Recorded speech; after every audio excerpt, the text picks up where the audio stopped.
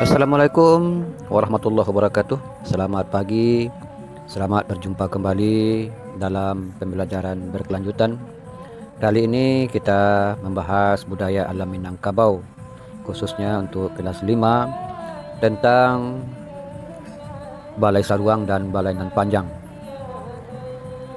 Kita masih berbicara tentang peninggalan sejarah nenek moyang kita, tepatnya tentang Balai Saruang dan Balai Nan Panjang. Sebelum kita berbicara tentang Balai Saruang dan Balai Nan Panjang, terlebih dahulu mari kita berpatitih sejenak. Bajua bamurah-murah ditanyo jawab batimbang, pamimpin ko indak sarah di sini rakyat mangkonyo bimbang. Boleh aye ke pambulua, boleh kato kamu fakai, boleh baru digolongkan, picak baru dilayangkan. Sadanciang nan bak basi, saciok nan bak ayam. Dari petitih di atas dapatlah dikatakan bahwa orang Minangkabau sangat mementingkan musyawarah atau disebut juga dengan Ba-iyo-iyo. Dalam zaman sekarang disebut juga dengan demokrasi. Sesuai dengan hadis Nabi yang diriwayatkan oleh Bukhari, artinya berjamaah itu adalah rahmat. Mamangan mengatakan duduk surang basampi-sampi, duduk basamo balapang-lapang.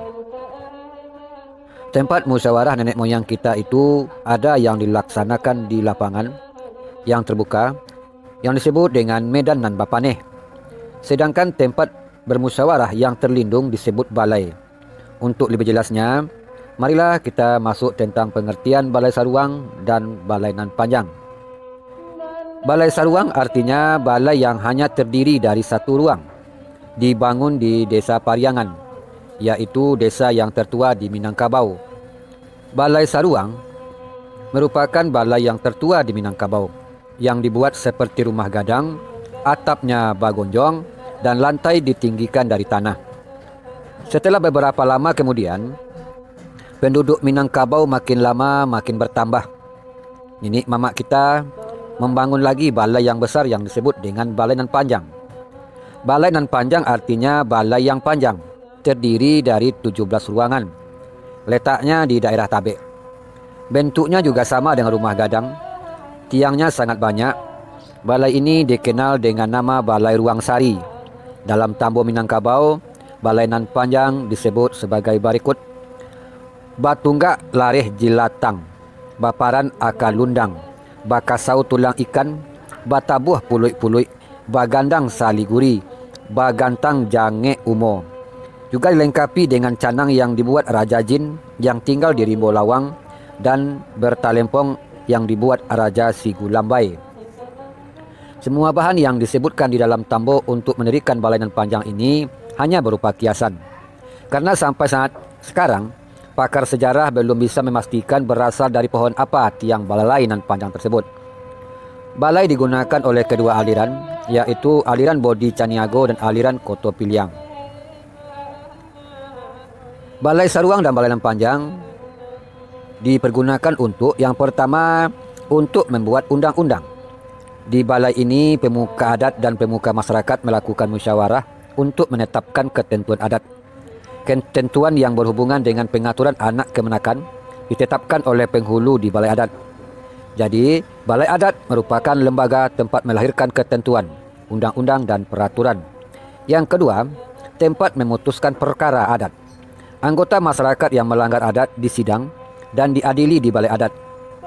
Jadi, balai berfungsi sebagai lembaga peradil adat bagi masyarakat Minangkabau dalam suatu negari. Yang ketiga, sebagai lambang budaya Minangkabau.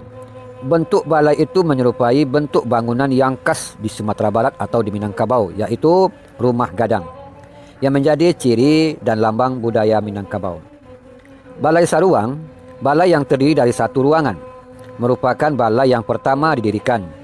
Dipergunakan oleh kedua aliran Bodi Caniago dan Koto Piliang. Balai Nan Panjang terdiri dari 17 ruangan. Merupakan balai yang kedua didirikan. Dipergunakan oleh aliran Bodi Caniago saja. Balai aliran Koto Piliang berbeda lantainya dengan aliran Bodi Caniago. Balai Koto Piliang lantainya bertingkat ke ujung-ujung, putus di tengah-tengah yang dinamakan Labuh Gajah. Lantai ini mencerminkan kepemimpinan Datuk Katamanggungan dengan penghulu lain tidak setingkat. Kedudukan penghulu yang lebih tinggi tingkatannya duduk di atas anjungan.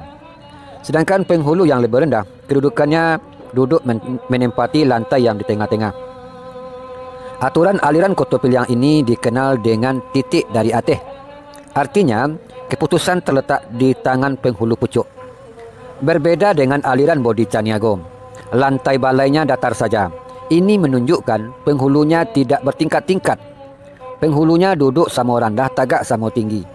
Bagi aliran Bodi Caniago berlaku membasui dari bumi. Artinya keputusan itu timbul dari bawah. Bodi Caniago berarti budi nan baharago. Jadi setiap keputusan itu diambil dengan musyawarah. Musyawarah untuk mencari kata mufakat. Sesuai dengan petitih berikut, kamanakan barajo ka mamak, mamak barajo ka panghulu, panghulu barajo ka mufakai, mufakai barajo ka alua, alua barajo ka patut jo mungkin, patut jo mungkin barajo ka bana, bana berdiri sendirinya. Keberadaan balainan panjang yang lantainya datar menunjukkan penghulunya tidak bertingkat-tingkat. Kedudukan penghulu sama dalam mengambil keputusan. Itulah tentang perbedaan balai saruang dan balainan panjang. Semoga ini bermanfaat untuk kita semua, terutama anak-anak kami di kelas 5. Terima kasih. Assalamualaikum warahmatullahi wabarakatuh.